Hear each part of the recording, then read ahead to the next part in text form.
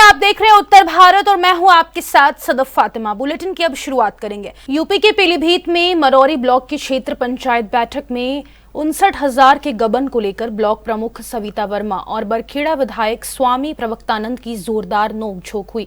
Block प्रमुख की लड़ाई 20 मिनट तक चलती रही। वहीं विधायक और ब्लॉक प्रमुख की लड़ाई में प्रधान और क्षेत्र पंचायत सदस्य तमाशाई बने रहे। 59,000 के गबन के खुलासे पर विधायक अड़े रहे। इस दौरान ब्लॉक प्रमुख ने कहा कि अभी जांच चल रही है और हमारी बैठक में बाधा ना डालिए।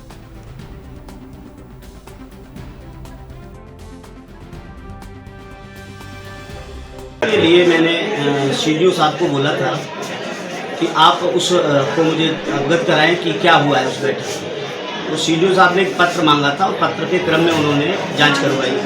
उस जांच में ये पाया गया कि 182 सदस्यों को मानदेय दिया गया और 182 सदस्यों को मानदेय देने के बाद ये भी साबित हुआ कि 59 लोगों को मानदेय गलत दिया गया है।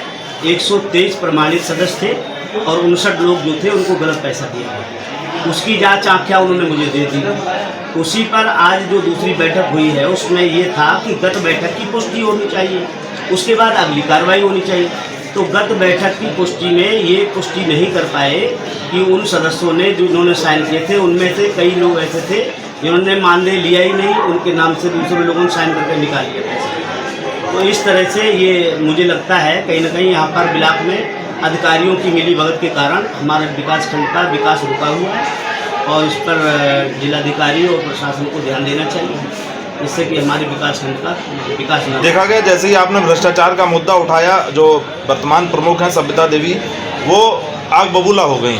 मैं कहूँगा कि ब्लॉक प्रमुख का तो कोई मुद्दा ही नहीं है। मेरी तो लड़ाई अधिकारियों से कि ये 59,000 रुपया जो प्रमाणित नहीं हुआ वो कैसे बट गया ब्लॉक के अंदर। मेरी ब्लॉक प्रमुख से कोई लड़ाई नहीं, मैं तो उनसे कोई बात कहूँगा और जो भी अधिकारियों ने बांटा है वो उसको सिद्ध करें, उसकी पुष्टि करें।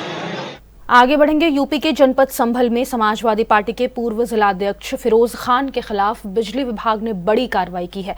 बिजली चोरी के आरोप में दर्ज एफआईआर के बाद अब विभाग ने पूर्व जिलाध्यक्ष पर 54 लाख रुपए का भारी भरकम जुर्माना लगाया है। समाजवादी पार्टी के जिला कार्यालय में बिना कनेक्शन के बिजली का इस्तेमाल किया जा रहा था। विभाग ने 2012 से लेकर अब तक का जुर्माना जोड़ा है।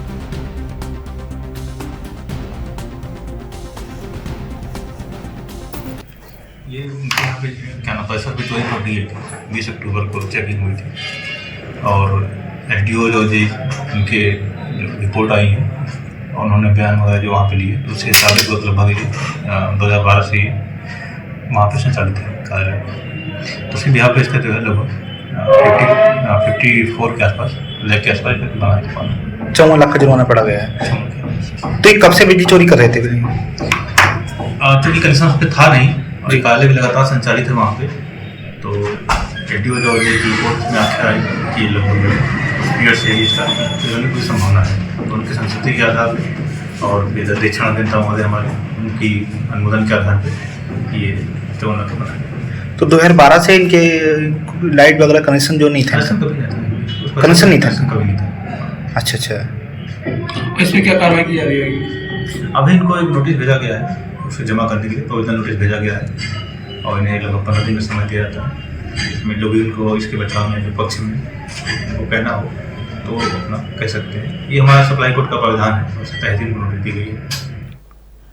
खबर यूपी के सीतापुर से है, जहां पुलिस अधीक्षक छरकेश मिश्रा के निर्देश पर क्षेत्राधिकारी सदर संजीव त्यागी के नेतृत्व में साइबर थाना पुलिस की एक टीम ने मोबाइल फोन गायब होने के संबंध में प्राप्त शिकायतों पर कार्रवाई करते हुए कुल 39 खोए हुए मोबाइल फोन बरामद किए हैं, जिन्हें आज जिलाधिकारी अभिषेक आनंद और पुलिस अधीक्षक चक्रेश मिश्र द्वारा उनके मालिकों को सौंप दिया गया। अपना खोया हुआ मोबाइल वापस पाकर सभी के चेहरे खुशी से खिल उठे। साइबर पुलिस थाने के द्वारा आज 39 मोबाइल बरामद करके जो उनके ओनर हैं उनको वापस किए गए हैं। इसमें जिलाधिकारी महोदय के हाथ से और हम लोगों की पुलिस थाने की टीम के द्वारा इन सभी लोगों को ये मोबाइल दिए गए हैं। इनको मैं बधाई देता हूं और साथ में जनसामान्य से अपील करता हूं कि हमारा साइबर पुलिस थाना पिछले 3 माह से फंक्शनल है। अगर किसी की कोई साइबर फ्रॉड अथवा किसी इस तरह की समस्या आती है जो साइबर से रिलेटेड है तो यहाँ पर आकर अपना पंजीकरण करा सकते हैं और उस समस्या का समाधान करने का खबर यूपी के गोंडा से है, जहां जिला प्रशासन की एक नई पहल के तहत वनटांगिया दीपोत्सव 2024 के लिए वनटांगिया समुदाय के घरों को दीपावली के अवसर पर चटक रंगों और अल्पनाओं से सजाया गया है। मुख्यमंत्री योगी आदित्यनाथ के जीरो पॉवर्टी मिशन के तहत गोंडा के रामगढ़ और महेशपुर गांव के वनटांगिया परिवारों के घरों की पेंटिंग कराई गई है। इस पहल का उद्देश्य न केवल ग्रामीण परिवारों को आत्मनिर्भर बनाना है, बल्कि उनके जीवन में उत्साह और त्योहारों की खुशी का वातावरण भी बनाना है। देखिए, माननीय मुख्यमंत्री जी के निर्देशन में हमारे जो वनटांगिया ग्राम है उनमें विशेष रूप से बहुत सारे डेवलपमेंटल वर्क्स हुए हैं। तो उसी श्रृंखला को आगे बढ़ाते हुए हम लोगों ने इस बार का जो दीपावली का दीपोत्सव है उसका कार्यक्रम वनटांगिया ग्रामों में सुनिश्चित किया है।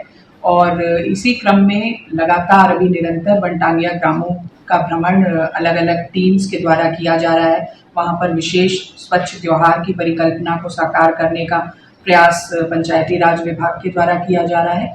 दूसरी तरफ जो माननीय मुख्यमंत्री जी के निर्देशन में सीएम आवास दिए गए हैं, उन आवासों का रंग रोगन भी सुनिश्चित किया गया है। जो शौचालय इत्यादि हैं उनको भी रेट्रोफिटिंग में लेकर के अच्छी तरह से क्रियाशील किया जा रहा है। तो इस तरीके से तमाम योजनाओं का लाभ वनटांगिया में जो रह रहे निवासरत वनटांगिया कम्युनिटी के लोग हैं उन तक पहुंचाने की पहल को और सार्थकता देने का प्रयास है। और 27 तारीख को इस श्रृंखला में हम एक दीपोत्सव कार्यक्रम भी आयोजित करने जा रहे हैं। इस कार्यक्रम में विशेष रूप से जो दीपावली का पर्व है उसको दीपों के साथ उनके बीच में मनाया जाएगा। और साथ साथ में स्वयंसेवी संगठन जो हैं, जनप्रतिनिधि हैं, उनको आमंत्रित किया गया है और उन सब के माध्यम से सभी परिवारों को विशेष उपहार देने का भी एक कार्यक्रम जो है।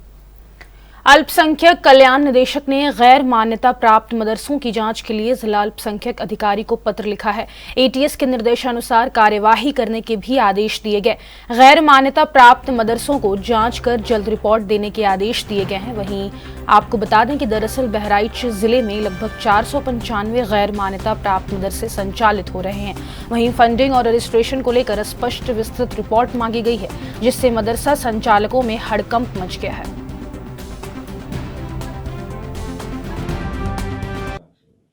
शासन के निर्देश के क्रम में जो जांच हुई थी उसमें 495 मदरसे गैर मान्यता प्राप्त अपने जनपद में पाए गए हैं। जो लेटर आया है सर उसके संबंध में जो लेटर आया है उसमें जो गैर मान्यता प्राप्त मदरसे हैं इनमें फंडिंग के सत्यापन के संदर्भ में है और ये है कि अब तक उन्होंने मान्यता क्यों नहीं ली थी। जहाँ तक जांच का सवाल है, अगर जांच दो तरीके की होती है, अगर वो सही है तो जांच से कोई दिक्कत नहीं है और गलत है तो जांच जरूरी है। तो ये जो भी प्रक्रियाएं हो रही हैं ये मदरसों के ही हित में हो रही हैं और अल्पसंख्यक समुदाय के हित में हो रही हैं। जांच बहुत जरूरी है क्योंकि आप मदरसे जो आप देख रहे होंगे गांव देहात के क्षेत्रों में भी बहुत मदरसे खुल रहे हैं, छोटे छोटे, उनको मान्यता भी वो नहीं ले रहे हैं। इससे जो मदरसा का क्वालिटी एजुकेशन है वो बहुत प्रभावित हो रही है। एडेड मदरसे जो हैं या बड़े जो मदरसे हैं उन पर इसका दुष्प्रभाव पड़ रहा है। तो ये जो जाँच हो रही है ये मदरसों के और अल्पसंख्यक समुदाय के हित में है। इसमें पूरी तरह से इन मदरसों को सहयोग करना चाहिए। सर एटीएस के निर्देशानुसार आप लोगों को कार्यवाही करने के, एटीएस को भी सहयोग करने के लिए कहा गया है। जी। क्या एटीएस का रोल आप लोग कैसे साथ में काम कर रहे हैं? एटीएस को जो भी जांच की टीम है जो भी गठित की गई है उसको जो भी वांछित सहयोग होगा हम लोग अपने स्तर से करेंगे, जो सूची उपलब्ध करानी होगी। और फिलहाल के लिए उत्तर भारत में बस इतना ही। मुझे दीजिए इजाजत। नमस्कार।